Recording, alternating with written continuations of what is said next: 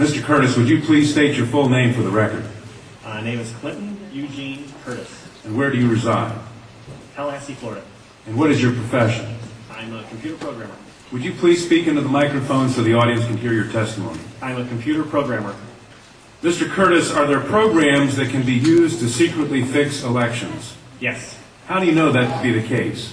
because in October of 2000, I wrote a prototype for President Congressman Tom Feeney at the company I work for in Oviedo, Florida, that did just that. And when you say did just that, it would rig an election? It would flip the vote 51-49 to whoever you wanted it to go to and whichever race you wanted to win. And would that program that you designed be something that elections officials that might be on county boards of elections could detect? They'd never see it. Mr. Would you answer that question once again? They would never see it. So how would such a program, a secret program that fixes the election, how could it be detected? You would have to view it either in the source code, or you'd have to have a receipt and then count the hard paper against the actual vote total. Other than that, you won't see it.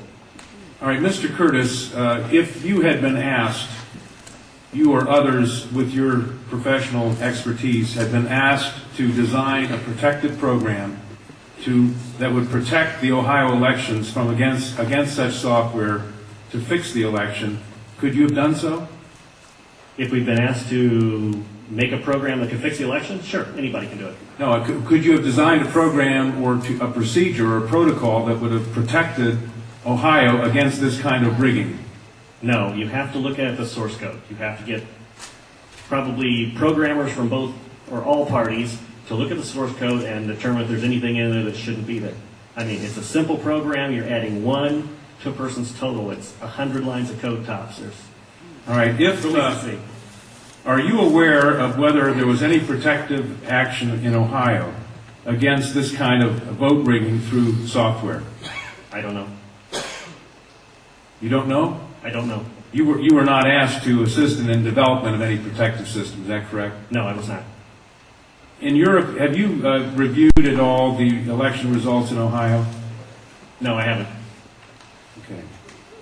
Given the availability of such vote rigging software and the testimony that has been given under oath of substantial statistical anomalies and gross differences between exit polling data and the actual tabulated results, do you have an opinion whether or not the Ohio election, presidential election, was hacked? Yes, I would say it was. I mean, if you have exit polling data that is significantly off from the vote, then it's probably hacked. And your testimony is under oath? Yes, sir. And the testimony you've given is true? Yes, sir. Who did you say you were asked to prepare? I was asked by Tom Feeney. He's now a congressman. At that time, he was Speaker of the House of Florida, Yang Enterprises, which was the company I worked for, lobbyist, and their corporate attorney. He wore a lot of hats.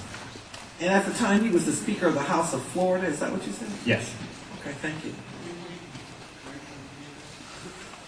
Congressman, you say he was the lobbyist for the voting machine company at the same time he was Speaker of the House? I don't know what the voting machine company is. He was a lobbyist for Yang Enterprises. We had NASA contracts and Yang Enterprises did what? Computers? computers. Okay, and he was your lobbyist, your He was company's the lobbyist. lobbyist for that company, yes. And he asked you to design a code to rig an election Yes. while he was Speaker of the Florida House. Yes. This was during or previous to the 2000 election? Yes. October into September. And did he ever express why he wanted a code to rig an election? No, I immediately assumed that they were trying to keep you guys from cheating them. So, so I wrote up the documentation of what you would look for in the source code, how you would make sure that you didn't get, taken advantage of, make sure that all voting machines had receipts, because that way you could back count the ones that looked a little funny. And I handed it By receipts, you mean a paper trail? Yes, paper trail. And I handed that in to Mrs. Yang and said, here's your report, here's your program. And she said, you don't understand, we need to hide the fraud in the source.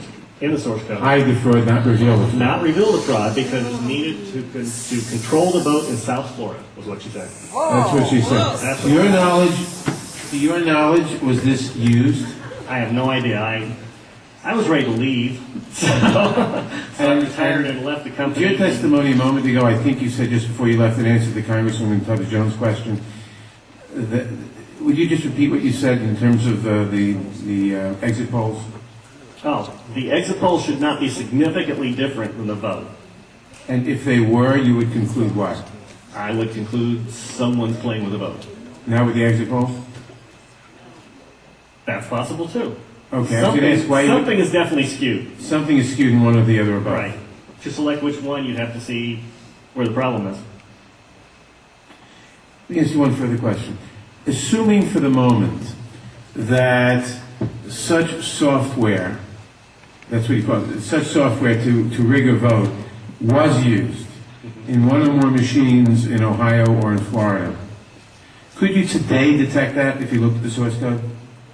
If you could get the machines and they have not been patched yet, I mean, once they get in and touch them, anything can happen. You can also set timers to do that, but then you see the timers. Then you'd have to take those machines, decompile them, which I couldn't do, but possibly a Microsoft, an MIT, something could do. You might be able to see it. You might. Not necessarily. Depends on how good they are at destroying what they had. Destroying what they had by tampering with the machine afterwards or by programming a destroy instruction in the first place? Right, because since you didn't... Both, either or both? Either or both. You didn't actually see what's in there, so you don't know if the code is running in a single executable or running in various modules. If it's running in modules, you can make the code actually eat itself. Let me ask you one further question. I've been told that people who assume that lots of the election results, or that a large fraction of the election result in any state may have been affected by deliberate fraud in the computer, are paranoid because in order to do that, you'd have to have access to thousands of machines, and that would be readily detectable. To what extent is that true? It depends on the technology you use. If you did a central tabulation machine that fed in, all you'd have to do is set a flag. You set a flag, the central tabulation machine would then flip your vote. So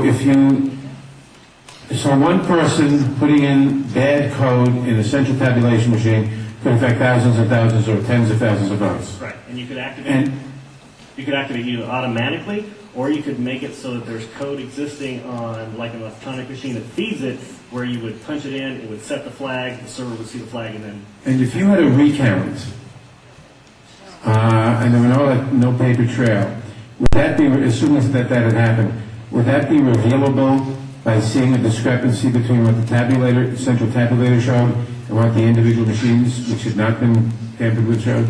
Not if I wrote it. Why not? In other words, I would make it match. you could work back from the tabulator to the individual machines, so the tabulator would tell the machines to switch their results? Yes, it talks both ways. You can flip it to Congressman, whatever you need. And they actually do talk to each other, the Yes. machines As long and as the it's tabulator. hooked up, as long as it's networked together, they can talk to each other. So in other words, there's absolutely no assurance whatsoever on anything with regard to these machines. Absolutely none, unless you look at the source code and make sure it's safe before it goes out.